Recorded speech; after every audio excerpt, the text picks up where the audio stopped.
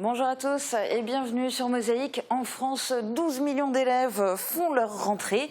Le retour à l'école, on va en parler largement dans cette émission et notamment avec mon invité Christian Freyermuth qui est le proviseur du lycée Jean de Pange. Bonjour. Bonjour. On parlera aussi de rentrée scolaire avec Sandrine et à travers la question du jour. Tout à fait, salut. Et puis à tes côtés, Thomas, qui vient de rentrer de Forbach. Bonjour. En duplex du plateau de Mosaïque. Mais voilà, c'est à peu près ça, puisque cette émission, elle commence à Forbach. Emmanuel Macron, le président de la République, est à l'école Louis Houpert depuis ce matin, c'est dans le quartier du Wiesberg. Il est en compagnie de deux ministres, Jean-Michel Blanquer, ministre de l'Éducation nationale, et Sophie Cluzel, secrétaire d'État chargée des personnes handicapées. Marie Lorenz est sur place pour Mosaïque en train de réaliser un reportage complet qu'on vous montrera demain. Et Thomas, toi qui reviens tout juste de Forbach, dis-nous quelle est l'ambiance sur place? Et bien justement, si je reviens de Forbach, c'est que normalement j'aurais dû y être avec Marie et les dispositions sont telles que les journalistes qui voulaient rentrer après l'heure qui avait été donnée ne pouvaient plus rentrer. Et les journalistes de l'intérieur ne pouvaient pas ressortir. Donc Marie ne pouvait pas sortir me rejoindre, je ne pouvais pas rejoindre. On a échangé au travers du grillage, ça faisait un peu prison, c'était très bizarre comme ambiance. Au niveau des rues, les gens circulent, il y a juste la rue de l'école qui est bloquée avec les véhicules présidentiels. Sinon, dans les autres rues, il y a beaucoup de policiers, beaucoup de CRS, mais les gens circulent comme si de rien n'était.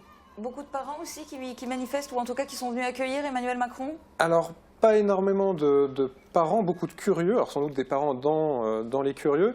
Un peu à l'écart, il y avait quelques manifestants de la France Insoumise, mais qui avaient été vraiment mis de côté pour qu'on ne les voit pas trop. En fait, ça donne vraiment l'impression que tout a été fait pour que la communication qui est faite autour de cette visite soit parfaite du point de vue des images. Et purement dans l'école. Ok, et bien donc reportage complet demain dès midi sur Mosaïque.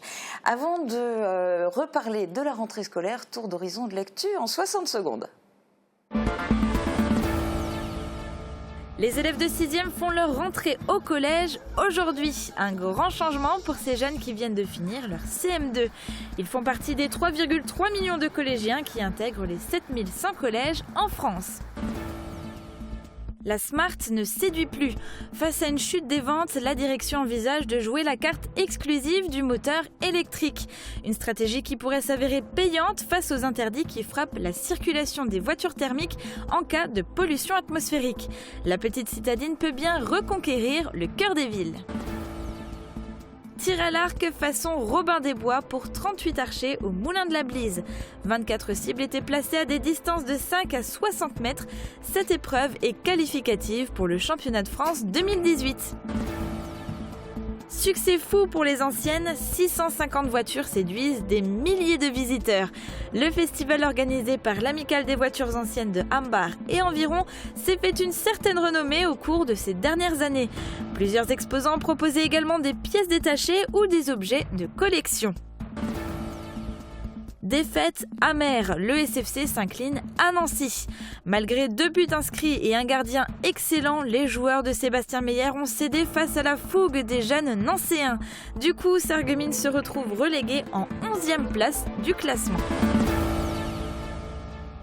Et vous verrez tout à l'heure le résumé du match de foot à Nancy.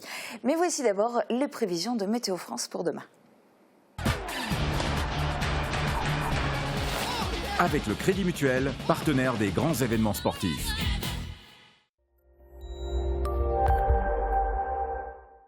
Bonjour tout le monde, comme aujourd'hui, la journée de demain s'annonce plutôt douce, même si les nuages dominent toujours.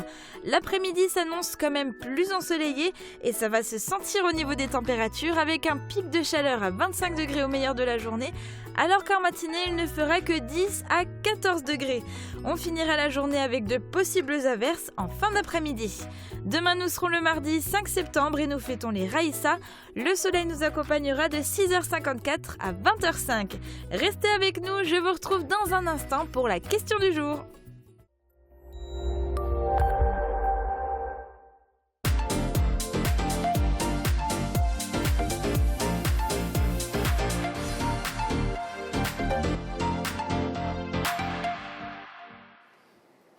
Fini les vacances, les élèves ont repris le chemin de l'école. Aujourd'hui, au collège Jean-Baptiste Éblé de Putelange-au-Lac, cette première journée est réservée aux élèves de 6e. Ils ont donc un jour, rien qu'à eux, pour découvrir leur nouvel établissement et dissiper, on l'espère, leurs craintes liées à cette nouveauté. Guillaume Dumonteil était sur place ce matin. 7h30 ce matin devant les portes du collège Jean-Baptiste Éblé. Le soleil est encore en train de se lever, mais eux sont debout depuis longtemps. C'est un jour important pour ces jeunes adolescents. Ils font leur toute première entrée au collège et ils ne sont pas forcément rassurés. C'est la première fois qu'on vient ici et donc j'ai peur de comment ça va se passer. C'est la première fois que j'y vais et c'est aussi parce qu'il y aura plein de monde et j'ai pas l'habitude. Qu'ils se rassurent, dans ce collège, tout est mis en place pour leur permettre de rentrer en douceur. Ils sont les seuls élèves à faire leur rentrée dans l'établissement aujourd'hui. Ils rencontreront leurs aînés de 5e, 4e et 3e demain. Aujourd'hui, ces néo-collégiens prendront leur marque. En compagnie de leur professeur principal, ils vont découvrir leur emploi du temps, le CDI, récupérer leur manuel scolaire et faire le tour de l'établissement. Classé en ZEP, compte tenu du fait que 30% des élèves environ rencontrent des difficultés familiales et sociales, le collège Jean-Baptiste Éblé dispose d'un environnement éducatif privilégié. Les classes sont très peu chargées, ce qui permet aux enseignants un travail personnalisé avec nos élèves. Beaucoup de cours sont partagés en groupe d'élèves, d'une dizaine d'élèves, pour permettre un travail encore une fois personnalisé avec nos élèves et leur permettre d'acquérir les meilleures compétences possibles et le plus de compétences possibles pour leur vie future et leur orientation future. Par ailleurs, dans ce collège, l'accent est mis sur les sorties et les voyages scolaires pour permettre aux enfants de se rendre à Metz et dans des sites culturels.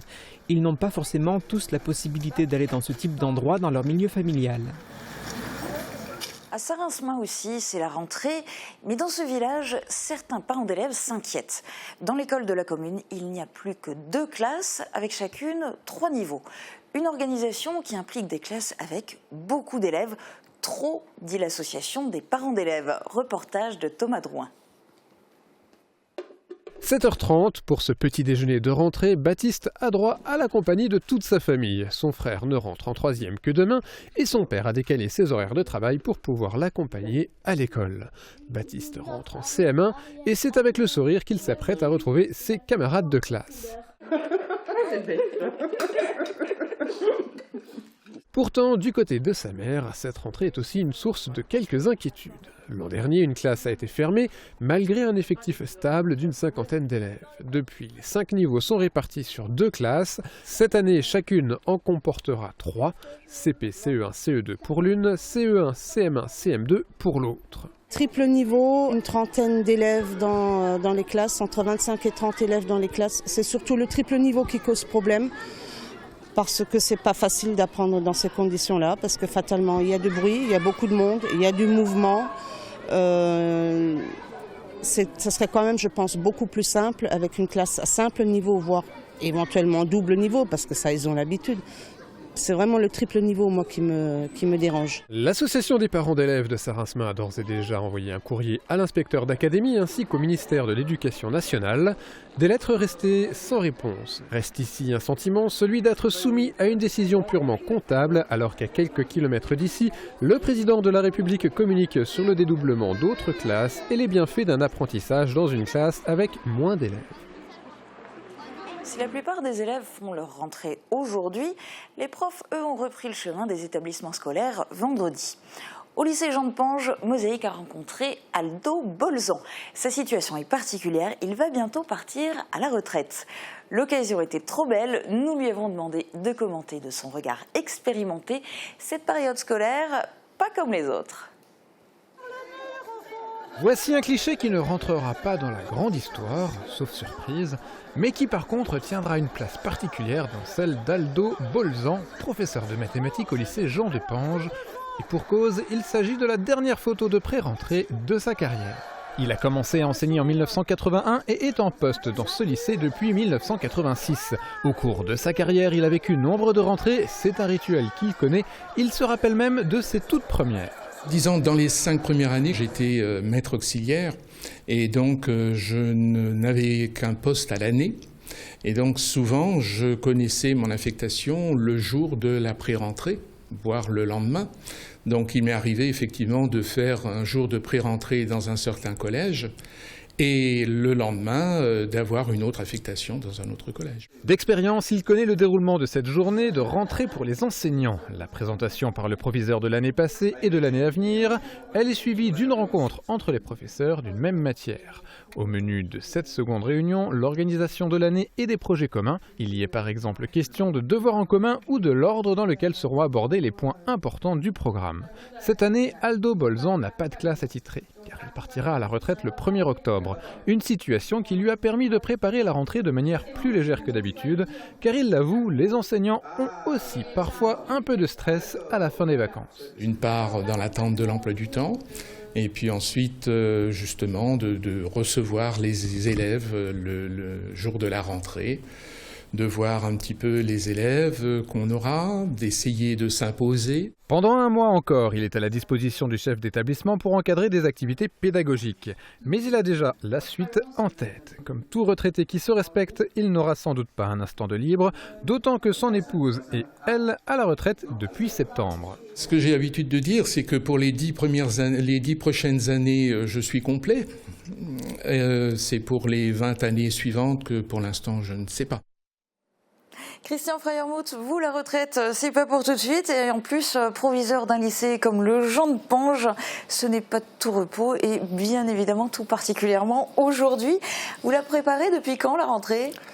La rentrée préparée, la préparation de rentrée démarre au mois de février. Au niveau de l'institution, donc, on vote une dotation globalisée que l'on perçoit par rapport à rectorat, et donc elle commence là, la retraite. Donc on ouvre les postes qui sont pourvus au mouvement, et donc ensuite nous accueillons, nous allons faire de l'orientation dans les collèges. Donc nous allons présenter les établissements. Ensuite nous avons donc les notifications du nombre d'élèves par classe, et donc en septembre ça démarre, mais en gros 70% de la rentrée, voire 80% de la rentrée est préparée le 14 juillet. D'accord, donc là en ce moment ça va être cette semaine régler les derniers petits soucis, accueillir les parents stressés qui vont venir avec des problèmes de dernière minute, etc. je suppose. Tout à fait, si vous permettez, juste, donc vous m'avez demandé très récemment de venir aujourd'hui à la Télémosaïque, on a une journée de rentrée, donc ce que je voulais dire, c'est possible pour moi de venir aujourd'hui ici à Mosaïque parce qu'une rentrée tout simplement ne s'improvise pas.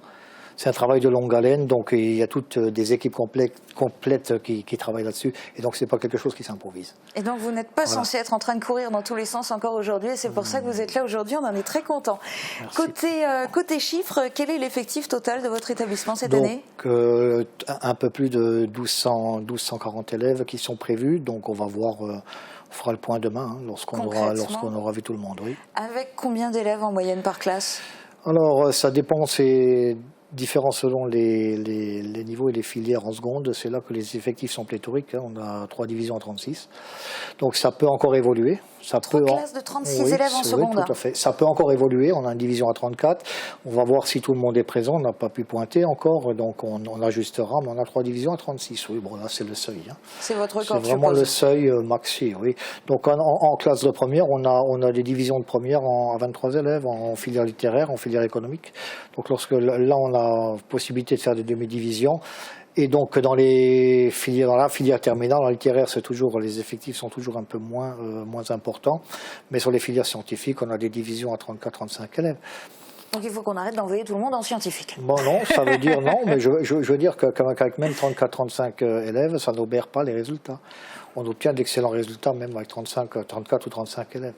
Alors, autre thème qui fait débat à chaque rentrée, parce qu'il y a bien sûr les effectifs, les classes surchargées. Cette année, il y a particulièrement les emplois aidés. Est-ce que vous, l'année scolaire précédente, donc 2016-2017, vous aviez au lycée Jean de Pange des emplois aidés ? Oui, nous en avions 2. Et cette année, ça se passe comment ? Ils ont été reconduits. Ils ont été reconduits tous les deux. Donc vous avez réussi à les sauver ? Oui, non, mais parce qu'on a du handicap lourd. On a des jeunes qui ont un handicap lourd, donc on nous les a maintenus. Voilà. Et l'établissement Jean de Pange sur Sarreguemines, c'est celui qui accueille les élèves handicapés. Donc on a eu un gros chantier au niveau des cours, ça vous a pas échappé, je pense. Donc la région Grand Est a investi une somme colossale au niveau des cours, donc c'est la modique somme de 2,5 millions d'euros, donc pour mettre justement aux normes pour les handicapés. Donc là on est en train de mettre en place, ils sont en train de mettre en place des chemins pour les malvoyants, et tous les becs de marche vont être mis au diapason également. Donc l'établissement pour accueillir des handicapés. On est pratiquement dans les normes. Il nous manque encore 2 ascenseurs, donc c'est encore un gros budget, mais c'est prévu. En 2 mots et peut-être même en un seul chiffre, quels sont vos objectifs pour cette nouvelle année scolaire? C'est un pourcentage précis de réussite au bac? Pas moins que ce qu'on a fait cette année. Donc 95%.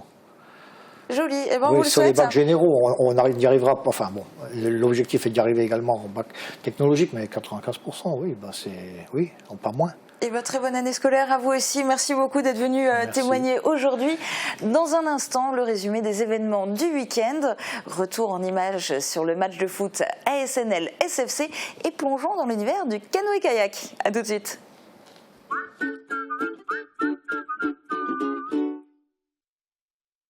Pour des produits bio et sains au quotidien, La Vie Claire propose une grande variété de pains bio, des compléments alimentaires pour renforcer votre système immunitaire et développer votre vitalité. Prenez soin de votre corps avec toute une gamme cosmétique à base d'ingrédients naturels. Bio Santé Crépy, La Vie Claire, au 5 rue des Ormes, à Sarreguemines. La Vie Claire. Martine, t'as le garde-boue qui frotte. Qu'est-ce que tu dis? T'as le garde-boue qui frotte. Écoute, j'entends rien avec ce garde-boue là qui frotte. Entendez la voix de la raison avec la passion de l'audition.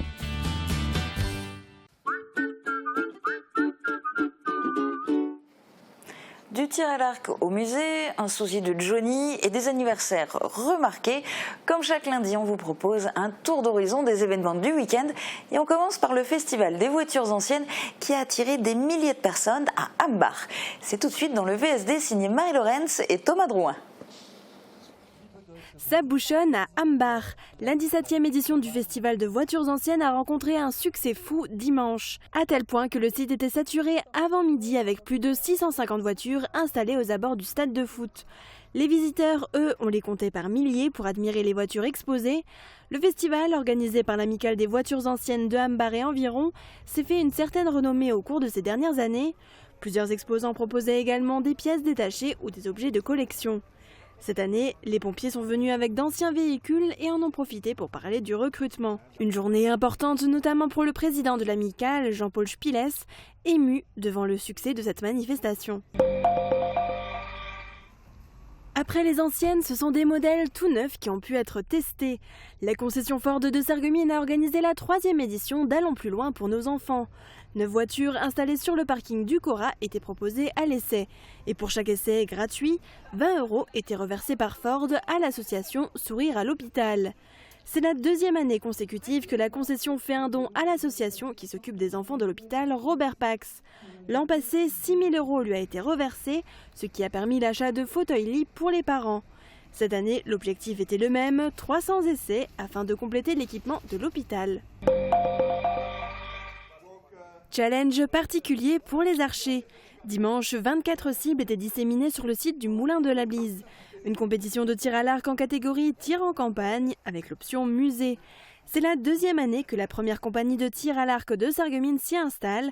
38 archers ont participé à ce challenge hors du commun à travers le jardin des faïenciers et à côté des installations du moulin. Les cibles étaient placées de 5 à 60 mètres et il fallait redoubler de vigilance pour ne pas toucher notamment les murs du musée. Cette compétition est qualificative pour le championnat de France 2018, mais c'était également un bon entraînement pour une équipe de Sarreguemines qui participe au championnat de France les 16 et 17 septembre prochains à Saint-Avertin. Sylvia Kahn a embarqué quelques curieux sur les traces de la communauté juive de Sarreguemines à travers les siècles. À l'occasion des Journées européennes de la culture juive, un circuit a été organisé. L'histoire démarre impasse de l'ancienne synagogue, puis se poursuit dans les rues du centre-ville pour arriver enfin à la nouvelle synagogue inaugurée en 1959. Le groupe a pu découvrir l'intérieur de la synagogue et suivre une conférence sur la diaspora avec le rabbin. Le 17 septembre, une visite du cimetière juif de Frauenberg sera organisée. Et le 22 octobre, la chorale Shalom de Metz donnera un concert au Casino des Faïenceries. Le foyer de Blitzschweyen fête cette année ses 30 ans. Un anniversaire célébré par son baptême. Inauguré en octobre 1987, la salle s'appelle désormais l'espace Norbert Roth. Un nom choisi par le conseil municipal en mémoire de l'ancien maire de 1974 à 1983 et père de Roland Roth. Après le dévoilement de la plaque, 2 jours de manifestations ont suivi, avec notamment une exposition d'environ 400 photos qui rappellent 30 ans d'animation au foyer. À Puttelangeolac, on a fêté le 60e anniversaire du verger. En 60 ans, l'association des arboriculteurs a bien évolué, avec plus de monde et du matériel plus moderne. Aujourd'hui, le verger compte 135 arbres pour 55 membres. On y trouve 45 variétés de pommes, mais aussi des cerises, des quetchs, des mirabelles et des poires. Lors des portes ouvertes, 2 arboriculteurs ont été récompensés. Denis Grosse s'est vu remettre la médaille de l'Union départementale des arboriculteurs de Moselle et Bernard Zimmer a vu son eau de vie primé par un jury. Les fruits, mais aussi les légumes étaient également mis en avant au quartier de Velferdin. Ce week-end avait lieu la traditionnelle fête de la moisson organisée par l'association Les Citoyens de Velferdin. Après une messe pour la bénédiction des fruits et des légumes, les habitants se sont rejoints à la maison de quartier pour un bal champêtre.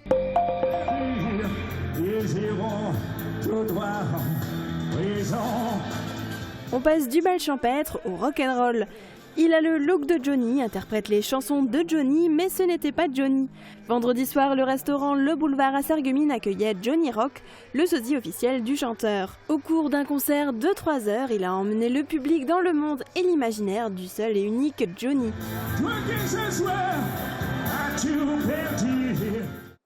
Et on passe au sport avec la 2e défaite en championnat pour le Sarreguemines Football Club. Après la rencontre contre la réserve du FC Metz mercredi dernier, les Bleus étaient hier en Meurthe-et-Moselle pour rencontrer la réserve nancéenne. Bilan, une défaite 3-2, difficile à encaisser pour le coach. Voici le résumé du match. Allez, c'est parti. Du côté, allez, Hassan, côté droit, pour le centre, pour Seydou Simpara et arrêt du gardien, Kayat qui déborde, Hassan qui revient, pas de faute Hassan. C'est jamais évident pour un attaquant de défendre. Hassan qui glisse, Guillaume à l'interception, attention, deuxième ballon et sauvé sur la ligne par Fadi Redjam. Allez, elle est belle. Ah, Guillaume. Faute. Et oui, il y a faute. Alors, allez, c'est parti, côté droit du mur. Allez. Penalty pour Sarreguemines. Non, il sort dehors. À gauche du gardien, là, il faut aller le chercher là-bas. Voilà. Ou sur le gardien, c'est pas grave. Allez. Bon, si Benoît voulait marquer avant de sortir, c'est pas mal, Regarde. Passe en retrait. Et but pour Seydou Simpara. Ouverture du score pour le Sarreguemines Football Club à la 31e minute de jeu. Attention, corner sur la droite. C'est bon. Une petite faute. Et but, égalisation. On prend un coup de pied arrêté. Ça n'aurait pas dû durer longtemps. Allez, le Kayat qui est reparti. Il va aller la mettre au centre. Non. Et voilà. Allez. Et là, on prend le bouillon. Il va viser Yannick Decoune. Ah non, ça veut rien dire. Oh le but! Quelle erreur! Oh là là! On va en ralenti. Ballon tendu. Sans danger, point de pénalty, j'y vais pas, et ben voilà, faute de main en même temps. Allez, bien joué. Bien joué, Reba Baya. Il a déjà joué, et là il va sortir. Non. Il joue rapidement. Ouais, mais l'arbitre, c'était 10 mètres derrière. Et voilà, de toute façon depuis 5 minutes. Et ça c'est pas normal. On a un championnat qui est biaisé parce qu'il y a 15 équipes, il y a des équipes qui sont au repos sur des mercredis, d'autres qui vont jouer 3 équipes pro à la suite. Un arbitrage qui monte de DH et pour moi encore aujourd'hui, alors je n'ai pas l'habitude de parler de l'arbitrage, mais ça fait 4 matchs maintenant que je vois un arbitrage beaucoup moins fort qu'en CFA2. Alors certes aujourd'hui on perd, pas illogiquement parce qu'on a été très naïf, très fatigué aussi. Comment peut-on placer 3 journées en 10 jours alors que les garçons rentrent de préparation il y a eu 6 semaines, je veux dire, il n'y a rien qui a été fait en... Il n'y a rien de cohérent. Il n'y a rien de cohérent, il n'y a rien qui est dans le bon sens. Pourquoi pas mettre la journée du mercredi sur une semaine où la Ligue 1 et la Ligue 2 jouent? Pourquoi la mettre sur une traîne internationale? Ce championnat pour moi c'est une vaste fumisterie, je le dis depuis le début, et je l'assumerai complètement, il n'y a pas de souci. Et aujourd'hui on en est victime, alors certes on n'a pas fait le match qu'il fallait non plus, mais je me permets quand même de le dire parce qu'à un moment donné il faut aussi un peu parler de tout ça, il y a plein de choses qui vont pas dans ce championnat-là.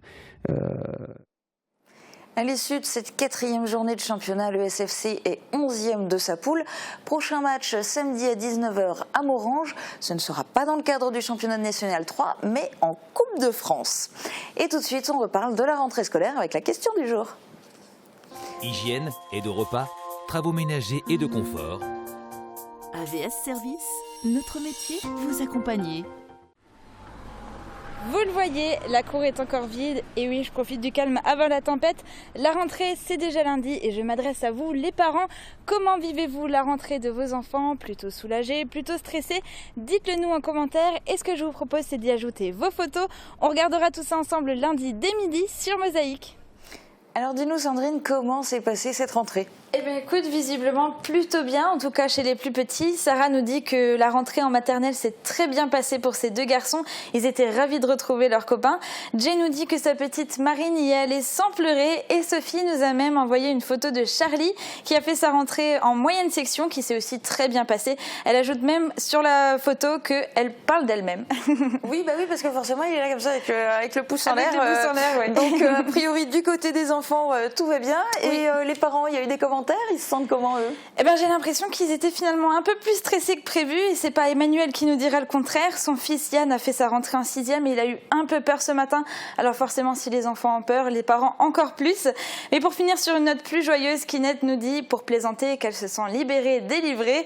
Alors Lisa a fait sa rentrée en CE2, elle est très heureuse de retrouver ses copines. Du coup, elle est heureuse pour elle. Ouais, et puis merci Kinette de nous avoir mis cette chanson dans la tête. Sandrine, dès cet après-midi, une nouvelle question pour les internautes et les téléspectateurs. Tout à fait, tous les jours une nouvelle question d'actualité vous attend sur notre page Facebook. N'hésitez pas à aller commenter. Vraiment pour nous ça nous permet de nous rapprocher de vous, ça vous prend pas beaucoup de temps et au moins ça vous laisse la parole sur Mosaïque. Super, et bien donc voilà, on compte sur vous. En attendant, il y en a une qui a un rythme assez étonnant, c'est kayak vélo dodo. Si Sophie Staude ne devait pas aller encore au lycée, elle suivrait sans doute le rythme effréné des courants qui la portent sur son bateau. Elle est vive comme l'eau vive qu'elle défie. Son trip, c'est d'en baver avec son coach et ses amis, de camper en pleine nature, de gagner des titres pour son club, le CK Val de Sarre. Et c'est un portrait qui est donc les pieds dans l'eau à Grosse-Biedershof. Il vous est proposé par Jean Berkel. Bonjour, je suis Sophie Staude et je fais du kayak depuis près de 4 ans.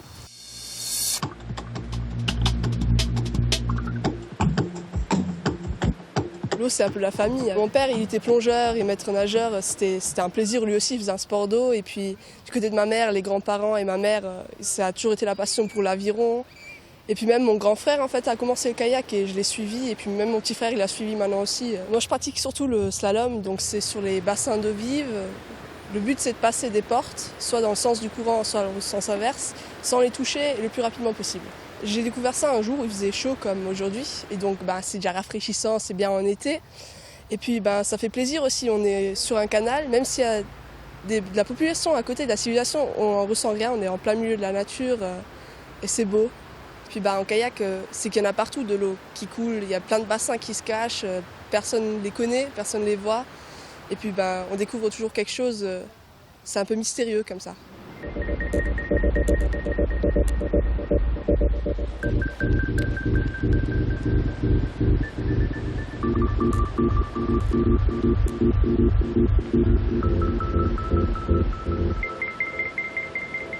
Je trouve qu'au contraire, d'autres sports comme le foot par exemple, c'est vraiment, on n'est pas en face de quelqu'un en train de se dire il faut que je gagne contre lui.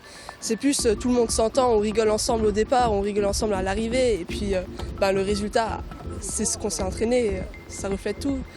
Mais il n'y a pas de rivalité spéciale, c'est plus une ambiance, on s'aime bien. Comme dans tous les sports, il faut aimer son sport.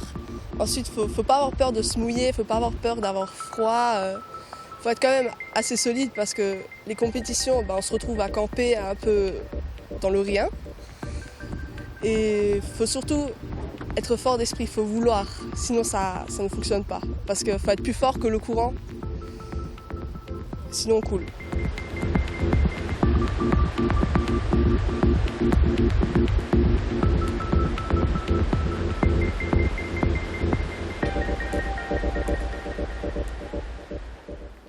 Et notez que le CK Val de Sarre accueille la Coupe de Lorraine de canoë et de kayak slalom le 24 septembre prochain. Ce sera donc l'occasion de voir de belles performances. C'est la fin de cette émission. Très bonne journée à tous. À bientôt.